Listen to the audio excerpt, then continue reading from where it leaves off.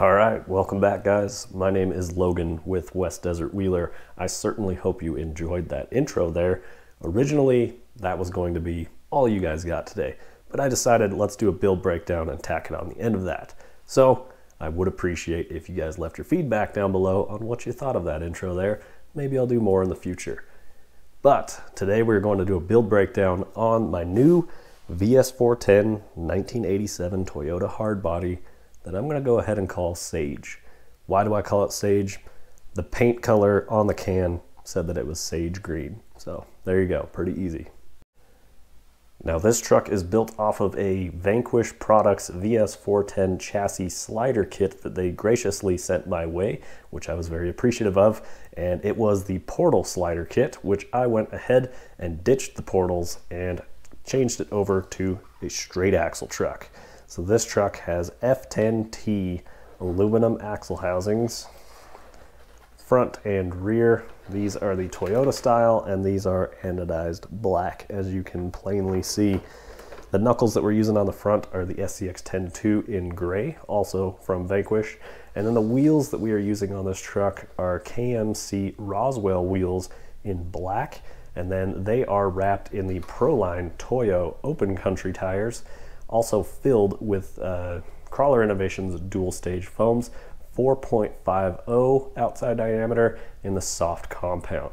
They fill these tires nicely, and they actually perform really well out of the rocks. It's kind of the exact feel that I want for this weight of truck. Now on the slider kit itself, it did come with a titanium link kit, so we're saving ourselves a little bit of weight down low.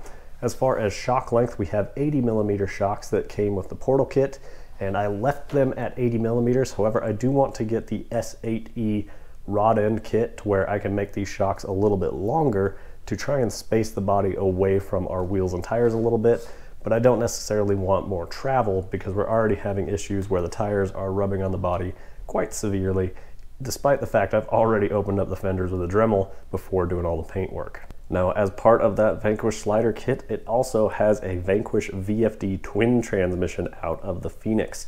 I am not running any servos in it currently, so dig is just locked in four-wheel drive, and then the overdrive on the other side of the transmission, I have it selected on the high overdrive output, although with a 1.5mm driver, I can switch that right back and bring it down to the trail-ready 4.5%. If you're curious on how to mount a hardbody to a VS4-10 chassis, there's a company called Shrink RC, and they make awesome 3D printed adapters that go and use the existing RC four-wheel drive hardbody mounting points and adapt them to the existing Vanquish VS4-10 sliders. It's direct bolt-on, there's no modifications, it's super simple, and I really like how it turned out. Also, Shrink RC makes these little 3D printed bed mats, which I am still tinkering with on mine. I bobbed my bed, so I had to modify the bed mat, and I'm going to use this to actually help recut where I had my shock towers come through the bed, and I'm going to try and make this fit as tight as possible to basically make it look a little bit cleaner than it turned out in the final product. As you can see there is a little too much cut out on those openings there.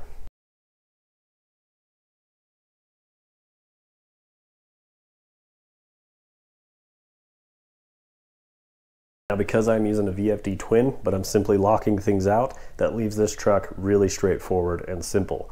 Now with the hard bodies with the full interiors, it does not leave you a lot of room on the truck. In fact, I even had to cut the interior for this little top transmission plate to just barely poke through up the center of the interior here. You can see I got a little happy with the Dremel there, but that is like the absolute minimum that you can remove and still have that work.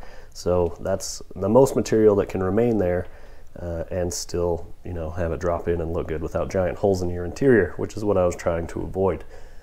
The brushless crawler system that I've got in here is a Hobbywing Fusion SE motor, and then I've also got a FlySky receiver. This is a 6-channel receiver, but I'm only using 2 channels on this truck. I had a Reef's RAW 500 standard edition in this truck, but I had to switch it out after I accidentally melted my RAW 500 by going 3S direct power into my receiver, total accident. And yeah, we have the Operation 11 Charlie limited edition Reef's RAW 500 powering this truck right now.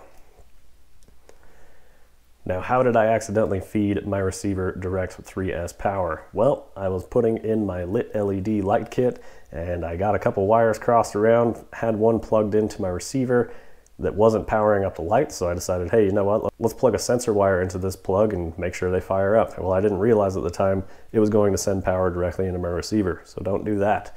It melted my servo. But speaking of lit LED, we do have a Vanquish Phoenix rock light kit. So I do have rock lights that come in on these inner fenders, which I modified to fit the hard body. These are the standard Phoenix fenders up front, and then I just chopped the back sides off of them basically, and the hard body takes care of the rest of the shape right here. So you get a nice solid inner fender look. And then above our drive shaft, we have another 2 dots right there. I can't fire them up without the wiring harness that is currently on my way thanks to Manny. He's getting me a replacement. But this thing absolutely lights up. It looks great with all the lights kicked on. And speaking of the lights that are kicked on, our body sitting over here has the full lit LED light kit. Now, one of my favorite things about this lit LED light kit is that he uses a warm white for headlights, and then he also uses amber lights for clearance and turn signals, and then he uses red for tail lights with another clearance light, an orange on the back. So I didn't have to tint my lenses or do anything like that. It's kind of a Euro look with the way that they are just clear. And then of course, he's got the colored LEDs in there to really set this thing off.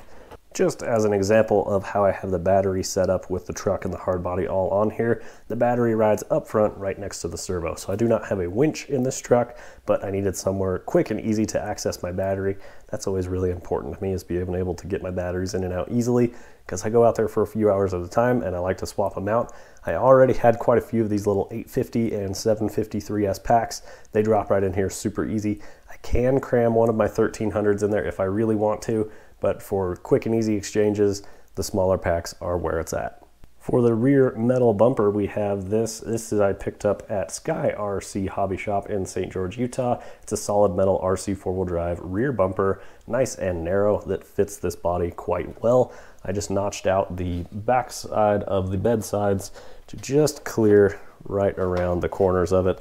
So it fits right up under the tailgate, and my tailgate still functions and is able to drop all the way down without hitting that lower rear bumper. And it also keeps nice tight clearance so that I have great departure angles, because I would hate to go through all the work of bobbing the bed and then have a bad departure angle because of a bumper.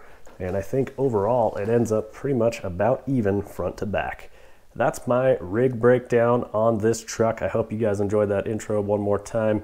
I greatly appreciate you guys watching.